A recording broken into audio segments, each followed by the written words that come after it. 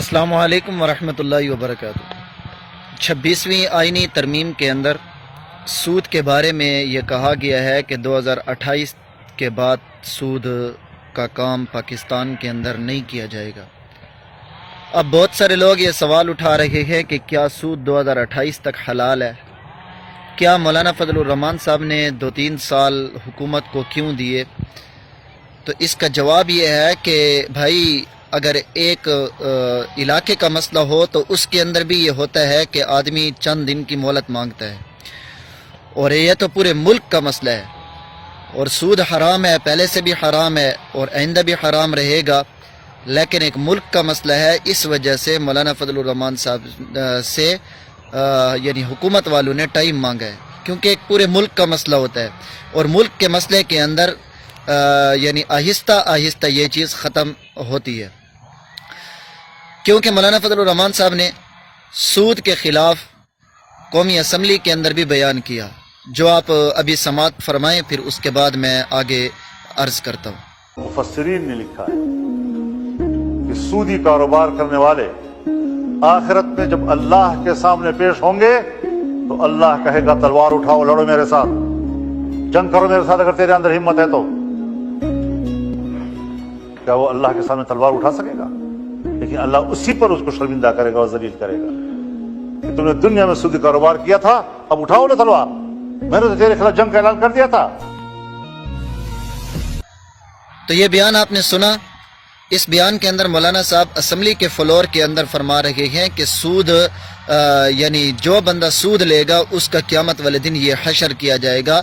تو اسی لیے یعنی مولانا صاحب کا تو ہمارے اوپر اتنا بڑا احسان ہے کہ اسمبلی کے فلور کے اندر سود کو حرام کہہ رہے ہیں اور اسمبلی کے اراکین کو بتا رہے ہیں،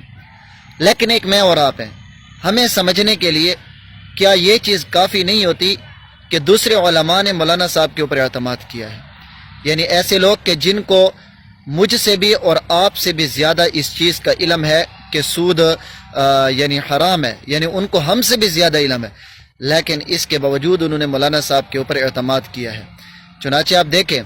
کہ شیخ الاسلام مفتی محمد تقی عثمانی صاحب دامت برکاتہم العالیہ مولانا صاحب کے پاس تشریف لائے اور آ کر انہوں نے کہا کہ آپ نے بہت اچھا کام کیا ہے۔ اب اگر ایک عام سا بندہ وہ کہے کہ مولانا صاحب نے اچھا کام نہیں کیا، 2-3 سال کا ٹائم تھا، تو کیا ہم اس کی بات کو مانیں گے یا شیخ الاسلام صاحب کی بات کو مانیں گے، جنہوں نے کہا کہ مولانا صاحب نے اچھا کام کیا ہے،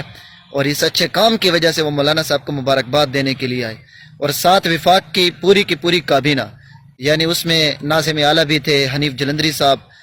اور اس میں اور بھی علماء کرام تشریف لائے، اور مولانا فضل الرحمان صاحب کو انہوں نے اس کے بارے میں خراج تحسین پیش کیا۔ ایک تو ہماری یعنی عام لوگوں کی بات ہے یا سوشل میڈیا کی بات ہے کہ مولانا صاحب نے کیا 2028 تک سود کو حلال قرار دے دیا ہے؟ تو بھائی جان، مولانا صاحب نے بھی اس چیز کا یہ جواب دیا ہے کہ 1947 سے لے کر یعنی 2024 تک آپ نے انتظار کیا ہے، تو 2028 تک بھی آپ انتظار کر لیں، اور یہ تو ہمارے اوپر ان کا بہت بڑا احسان ہے کہ انہوں نے یعنی ایک سود کو حرام کرنے کی قرارداد تو پیش کی ہے، ایک بل تو پیش کیا ہے، ایک انہوں نے اس بل کے اندر ایک سود کے چند نکات تو پیش کیے ہیں، لیکن پھر بھی ہم لوگ اس کو خراج تحسین پیش کرنے کی بجائے ہم لوگ اس کے پیچھے پڑے ہوئے ہیں۔ تو اس لیے خدارا اس دنیا کے اندر اگر کوئی آدمی کام کرے ہمیں اسے سپورٹ کرنا چاہیے بنسبت اس کے کہ ہمیں اس کے پیچھے پڑ جانا چاہیے۔ پہلی بات تو یہ ہوتی ہے کہ ہم کام خود بھی نہیں کرتے، ہم خود نکمے ہوتے ہیں، اور اگر دوسرا کوئی آدمی کوئی کام کر لیتا ہے تو ہم اس کے پیچھے پڑ جاتے ہیں۔ تو اگر دنیا کے اندر اگر کوئی آدمی اچھا کام کرتا ہے تو اس کے پیچھے انسان کو نہیں پڑنا چاہیے،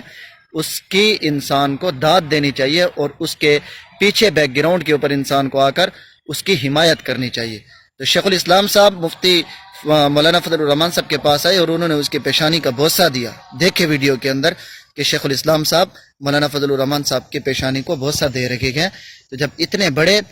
شیخ الاسلام مولانا فضل الرحمان صاحب کے پاس آ کر پیشانی کے اوپر بوسہ دیتے ہیں، تو میں اور آپ یعنی کہاں کے آ گئے کہ مولانا صاحب کے اوپر بات کریں؟ تو اس لیے جو بھی بات کرے سوچ سمجھ کے کرنی چاہیے۔